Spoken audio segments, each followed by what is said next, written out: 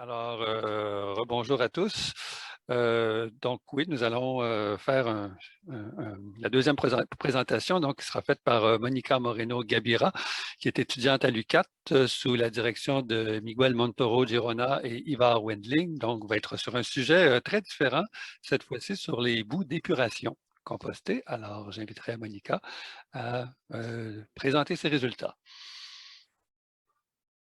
Bonjour, je partage mon écran. Est-ce que vous voyez bien? Oui, excellent. Vous entendez bien ce que je dis? Oui. Ok.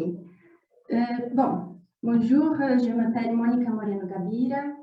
Je vais présenter l'étude boue d'épuration compostée comme substrat alternatif pour la production de semi-forestiers. Ce travail a été fait en partenariat entre des institutions de recherche brésiliennes et canadiennes. Moi aussi, je suis brésilienne. Et c'était sur la supervision de Miguel Montoro Girona. Bon, les boues d'épuration sont les déchets des stations d'épuration. Ça peut être des déchets urbains ou industriels. Dans cette étude, nous avons utilisé des déchets des stations d'épuration urbaines par question de sécurité, de santé et environnementale. Dans de nombreux pays, ces déchets sont mis en décharge sans possibilité de réutilisation. Cependant, dans d'autres pays, il y en a déjà des réglementations pour l'utilisation de ces déchets au milieu agricole. Mais il faut toujours trouver de meilleures options pour sa utilisation. Et vous pouvez imaginer que l'augmentation de la population mondiale portera de plus en plus de problèmes liés à ce déchet. La production de semi-forestiers sera un défi pour les années à venir. L'Organisation des Nations Unies a établi que la décennie 2021-2030 sera consacrée à la restauration des écosystèmes. Le défi, c'est de restaurer plus que 1,5 million de kilomètres carrés. Ça fait plus ou moins la surface du Québec. Et pour ça, nous avons besoin d'augmenter la production de semi-forestiers et faire que ça soit plus durable. Parmi les substrats disponibles pour la production de semis, la vermiculite associée à la tourbe est utilisée depuis longtemps, mais sa disponibilité est limitée. Elle peut être coûteuse si elle est importée, c'est le cas de la moyenne de pays tropicaux. Et la récolte de la tourbe a des impacts écologiques. L'irrigation doit aussi se faire en fonction des caractéristiques des substrats et besoins des espèces. Dans les pays tropicaux, nous avons beaucoup d'espèces natives qui doivent être produites pour la restauration des écosystèmes et nous n'avons pas de normes spécifiques d'irrigation. Et pour ça, nous avons l'utilisation de beaucoup d'eau et perte d'engrais. Dans cette étude, nous avons utilisé des semis d'une espèce d'occurrence en Amérique du Sud et en Amérique centrale. Elle s'appelle Cedrela officialis. Elle est très importante pour la restauration des forêts tropicales, mais aussi elle a une grande importance économique en raison de la qualité de son bois. Donc, le but de cette étude était d'évaluer comment le substrat à base de boues d'épuration compostées affecte la croissance et les échanges gazeux des plantes de Cedrela officialis sur différents niveaux d'irrigation. L'expérience a été développée en schème factoriel avec 3 substrats et 3 niveaux d'irrigation. Comme substrat, nous avons utilisé un substrat commercial à base de tourbe et vermiculite et 2 substrats à base de boues d'épuration. Ils étaient mélangés avec 2 autres déchets de l'industrie agricole, la bagasse de canne à sucre et l'écorce d'eucalyptus. Ces mélanges ont été soumis à un processus de compostage pendant 90 jours pour que ça soit sûr pour l'utilisation comme substrat pour la production de semis. Comme niveau d'irrigation, nous avons utilisé 6, 9 et 12 mm d'eau par jour qui a été appliquée par microaspersion. Avant de commencer l'expérience, nous avons évalué les caractéristiques physiques et chimiques des substrats. Et après 150 jours de production de semis, nous avons évalué le plan par rapport à les caractéristiques morphologiques, soit la hauteur, le diamètre de la tige, la biomasse sèche et l'indice de qualité Dixon, et les caractéristiques physiologiques, soit l'assimilation du carbone, la transpiration, conductance systématique, concentration cellulaire du carbone et l'efficacité d'utilisation d'eau. Pour les caractéristiques physiologiques, nous avons utilisé un équipement IRGA. Comme résultat, les substrats présentaient des caractéristiques physiques et chimiques différentes selon leur composition. Les substrats avec bagasse de canne à sucre présentaient une plus grande aération, soit la porosité totale, et moins de capacité de rétention d'eau par rapport au substrat commercial, tandis que le substrat à base de bout d'épuration avec l'écorce d'eucalyptus présentait deux caractéristiques opposées.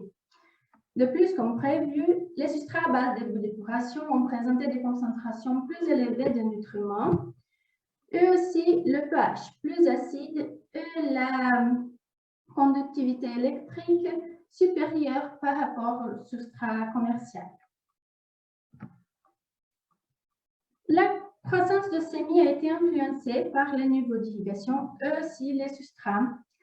En général, les substrats à l'écorce d'eucalyptus favorisent une meilleure croissance de plantes en hauteur, mais le diamètre de plante a montré peu de variations. Les meilleures moyennes ont été observées dans les plantes produites dans les substrats à base de tourbe.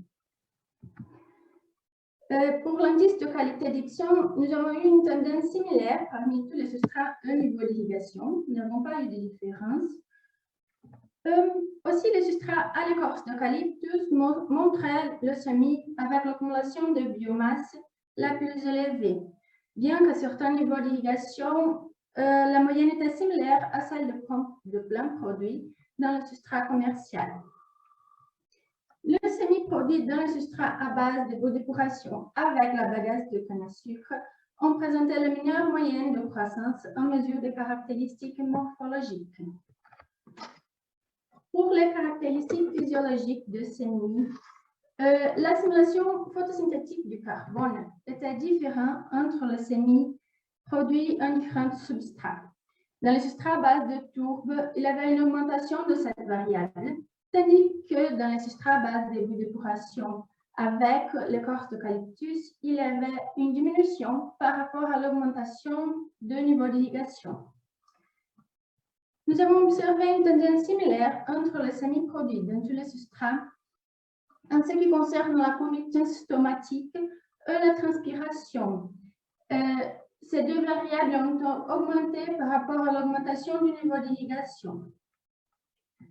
En ce qui concerne la concentration de carbone intracellulaire et l'efficience de carboxylation, l'efficacité de carboxylation, il y avait peu de variations entre les traitements, mais aussi une tendance similaire à l'assimilation du carbone. Finalement, reflétant le valeur d'assimilation du carbone et transpiration, l'efficacité de l'utilisation d'eau diminuait à mesure que le niveau d'irrigation augmentait. C'est important à dire que la plus grande efficacité de l'utilisation d'eau ne se traduit pas toujours par la plus grande croissance de plantes, étant donné que l'évaluation des échanges gazeux a été réalisée à la fin de la production de semis. La disponibilité d'eau et l'utilisation est un facteur important déterminant la croissance et la photosynthèse parce qu'elle est liée à la température des feuilles qui affecte directement les échanges gazeux. C'est pour ça que ce paramètre est très important pour définir la gestion d'irrigation dans la production de semis. Et il ressort clairement de nos résultats qu'une quantité accrue d'eau appliquée aux plantes ne reflète pas toujours proportionnellement la croissance de plantes et les échanges gazeux. Avec les résultats exposés, nous concluons que les traits morphologiques et physiologiques ont prouvé que le substrat utilisé dans notre étude fournissait des conditions adéquates pour la production de semis de haute qualité. Les substrats à base de bout d'épuration sont une alternative durable au substrat traditionnel à base de tourbe et le potentiel d'augmenter la qualité des plantes avec une destination alternative de résidus rend la production de plantes plus durable, réduisant l'utilisation de ressources naturelles et les coûts associés. Je remercie toutes les institutions brésiliennes et canadiennes qui ont donné le support pour ce travail. Merci de votre attention. Merci beaucoup, Monica, à la fois pour une présentation très intéressante, encore une fois, et encore là, une gestion du temps impeccable. Alors, les deux présentatrices m'ont rendu la tâche très facile, de sorte que nous avons maintenant amplement de temps pour des questions qui pourront être posées en français, en anglais ou même en portugais. So we'll now have our question period for the two speakers. And I just want to reiterate in English that I'd like to thank our two speakers for excellent presentations and very good time management so that we have lots of time for questions. So if you want to ask a question, you can just raise your hand virtually or you can use the chat. I think, yeah, Melanie is there, so maybe Melanie is, may keep an eye on the chat, maybe. Who wants to, as I said, I have several, merci Melanie. I have several questions in mind, but I'll leave other people. Sergio has a question. Bonjour, congratulations Monica pour ta présentation et ton excellent français. En effet, j'ai une question, c'était très intéressant, l'application de but d'épuration. Est-ce que vous avez aussi vérifié ou vous pensez de vérifier s'il pourrait avoir un impact environnemental pour l'utilisation de ces buts-là? Est-ce qu'il pourrait être dangereux pour l'environnement? En utilisant pour la production de semi-forestiers, ça ne pose pas un problème environnemental parce que la quantité de bouts d'épuration, c'est vraiment peu. Si on pense qu'on plante de semis au terrain avec 1 ou 2 mètres de distance de chacun. Mais dans ce projet, c'était un grand projet d'utilisation de bouts d'épuration. Il avait d'autres études qui évaluaient l'utilisation dans les plantations agricoles de canne à sucre, de soja, je ne sais pas le nom de soja, oui, et aussi pour la production de fleurs. La loi au Brésil permet l'utilisation de ces résidus au milieu agricole, mais il faut qu'ils ont des paramètres de quantité de métal, de quantité de micro-organismes, de pathogènes et tout ça. Donc, nous avons un certain niveau de sécurité.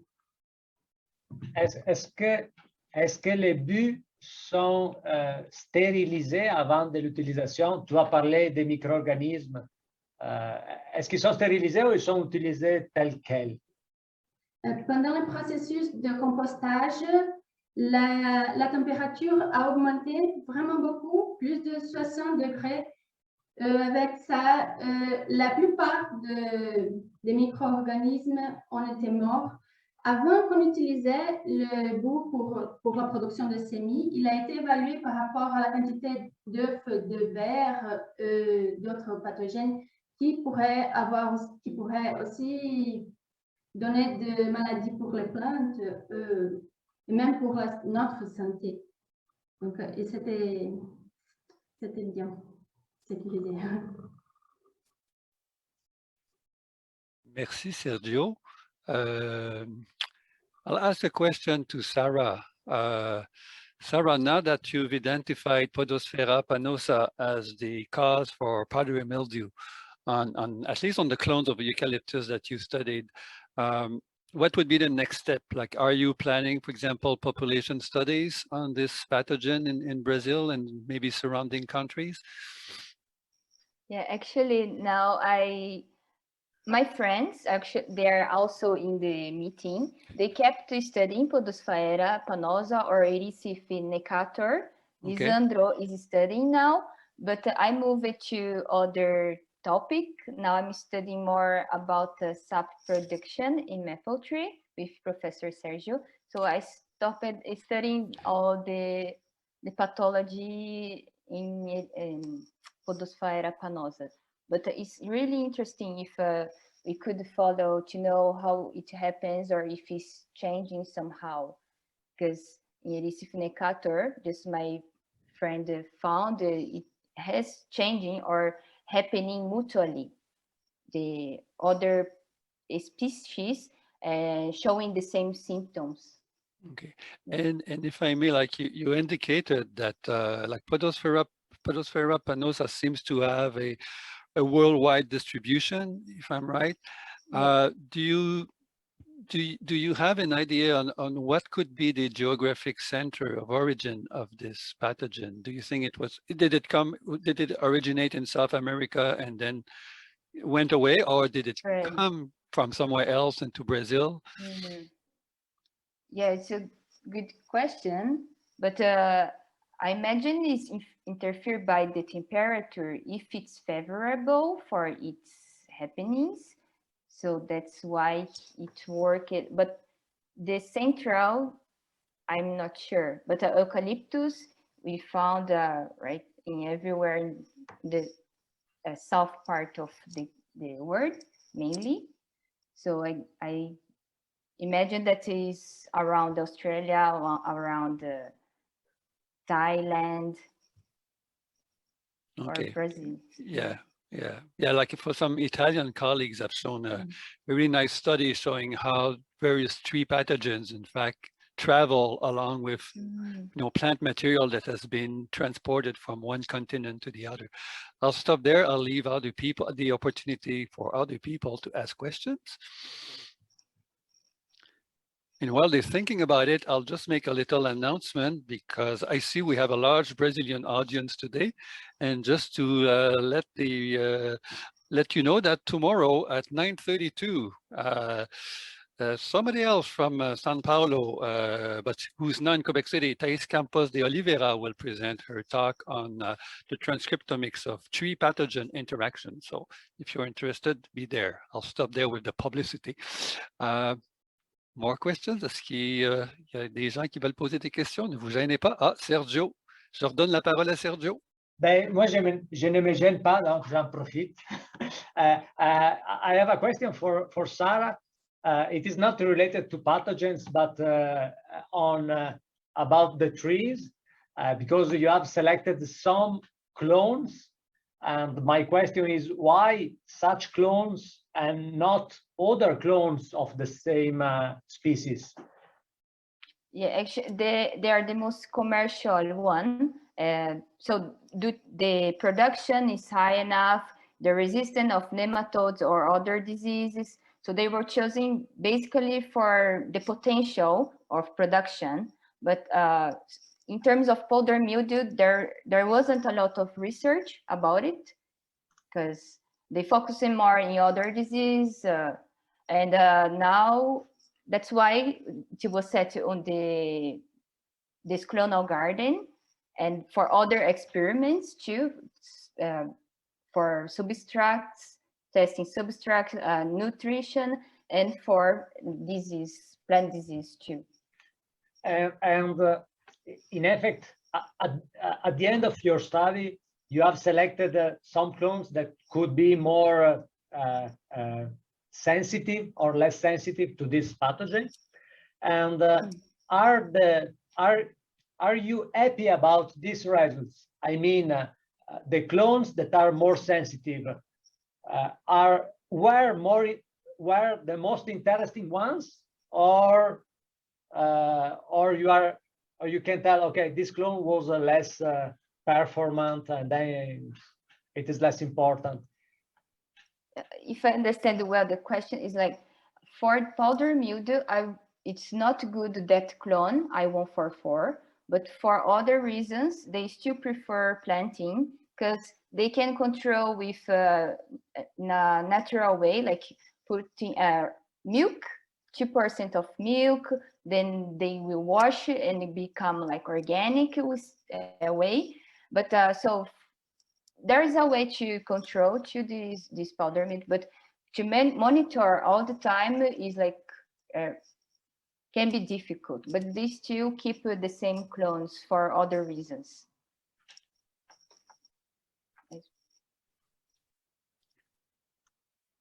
Nous avons du temps encore pour des questions. Ne soyez pas gênés. Sinon, ça va être encore Sergio et moi qui allons... Mais moi, j'en aurais une pour Monica.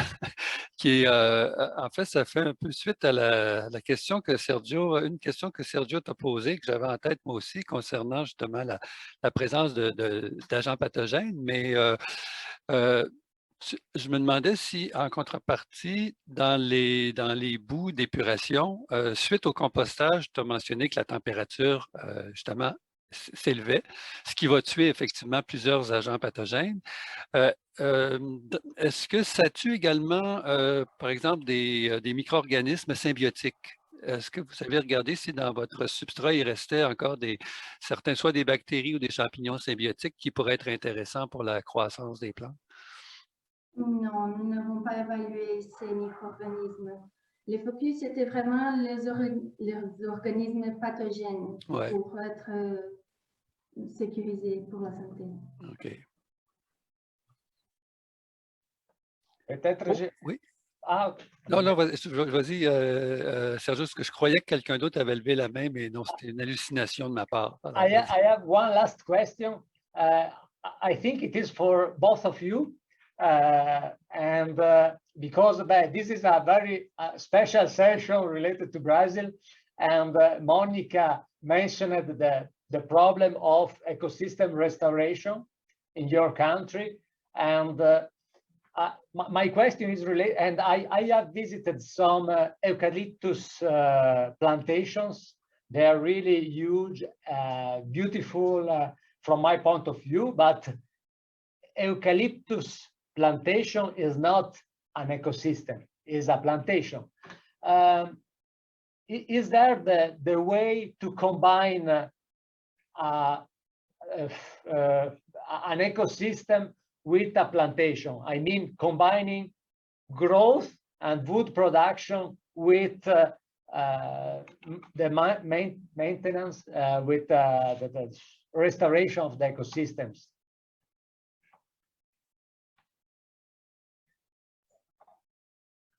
Tara, do you want to start?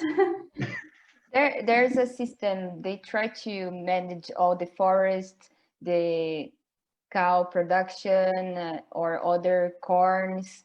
But for, you can tell me better, Monica, if I'm wrong, but I see that it's easier, right, to plant all eucalyptus in line and to extract the wood, to get the wood easily. But even we know that could control other diseases, including other plants, other species, it still remain the same. I see here in São Paulo, it's only eucalyptus are here around. But for restoration system, of course, or soil management, it would be better if we could increase the nitrogen in other ways with other soybeans or whatever that to increase the ecology there. But my view now is changing from sugarcane also for only eucalyptus, and that's it for the moment. Yes. Well, in São Paulo state, we have only eucalyptus and sugarcane. And now I'm in Paraná, another state, and we have only pinus. It's only that, all exotic species. But thinking about ecosystem restoration, I guess this area we must restore it. We should think about native species here from Brazil. Most plantations are of exotic species, and we have some areas in Brazil we could do agroforestry systems, like Sarah mentioned. We could also integrate this exotic species with our natural ecosystem, but it's something really difficult to do. We don't manage our forests, our native forests, as you do in Canada, for example. I have some, it was hard for me to understand at the beginning how you interact ecology And forest management and silviculture, here for us in Brazil, they are three different domains. It's difficult to interact between them, but it's something we should ameliorate. Thank you, Monica. I'll go back to Sarah for another question about pathology. As you indicated, like one of the clones you tested was more susceptible to powdery mildew. And I was wondering if you had any information on the susceptibility of this clone to other diseases, for example, either eucalyptus rust or like cylindrocladium root disease. Is this a clone that tends to be more sensitive to diseases in general, or is it specifically a bit more sensitive to powdery mildew? What you have seen, I know the name in English. I know the name in Portuguese because we found ferrugem. Let me ask Lucas Caseiro, você está aí?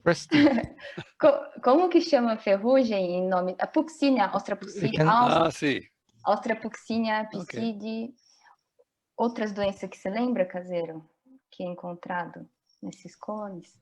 A gente vai ter também a mosca de Ceratocystis wilt, Austonia wilt. I heard Ceratocystis there. Well, actually, we saw there's diseases, not only powdery, for sure. Oh, right, yeah. But you know, sometimes, for example, that's a problem with resistance breeding. Sometimes, for example, here in Quebec, of course, we don't grow eucalyptus trees, but we grow, for example, hybrid poplars. And our initial program was very good at making sure that our hybrid poplars would be resistant to one canker disease known as hypoxylon canker. And but then came a new disease that nobody had seen coming, and it's called Septoria canker. And it just devastated the material, you know, that was resistant to hypoxylon canker. So there was the gains made against hypoxylon canker vanished when Septoria canker came. So the breeders had to start their work again. And now the concern is that now we have material that's very resistant to Septoria canker, but now we're starting to have like poplar rust that are becoming more important. And now we're wondering if we can, you know, combine resistance to the two diseases in the same cultivar. So, which is always a challenge especially in forest tree breeding, because trees take a longer time to grow. Although eucalyptus grow pretty fast, but 7 years more or less. yeah. Well, chance for somebody else. Come on, guys, don't be shy. There's no rule that says that only Sergio and I can ask questions. Everybody can. I've seen on the chat there were several messages to congratulate our speakers. As I said, historically, I think that's our largest, Brazilian session in the history of CEF meetings. Maybe next year we should have it should have a session in Portuguese. Melanie is all for it, so Melanie will organize that. Now I have a question. Oh, great.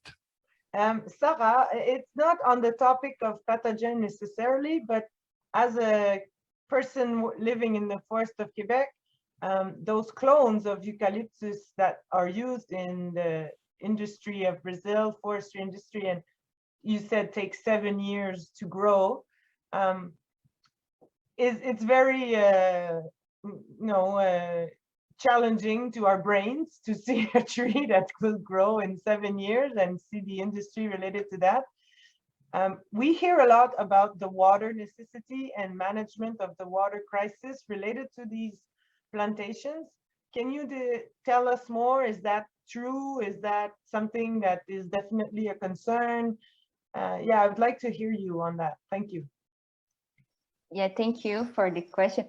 Yeah, actually, we have some drought around my country, and the can be a problem for firing, and what the forest engineers can do it, like monitoring all the field, because can have for any reason some fire, and but we don't do any irrigation system in the eucalyptus stand. It's usually they try to grow really on the seedling. They could do a good nutrition or during the period of the growth, but after that there is no water. Actually, the lençol freático, você sabe, on this above the floor there is the water coming, and that's the way the plant can grow. And it's not phreatic in French, so it's fine. The Okay. water table, I think, in Water English. table, yes, water table. Oh, perfect. So and can achieve 30 meters more or less for this fast growth. Obrigada. Obrigada. On a le temps pour une dernière question brève. One last short question, if anybody wants. 1, 2 fois, 3 fois. Ben, sinon, écoutez, je remercie tous nos participants. Thank you to all our participants. Merci encore à nos 2 présentatrices et qui ont fait un excellent travail. Je vous invite, pour les gens intéressés, à aller voir les affiches qui sont dans la salle réservée aux affiches. Alors, vous connaissez, vous êtes tous maintenant des adeptes de Gather, alors vous pouvez vous rendre facilement. So, for people interested, there's a poster session in one of the other rooms in the Gather website. So, I invite you to go see the posters and talk with people who prepare those posters. Alors, merci à tout le monde et à la prochaine.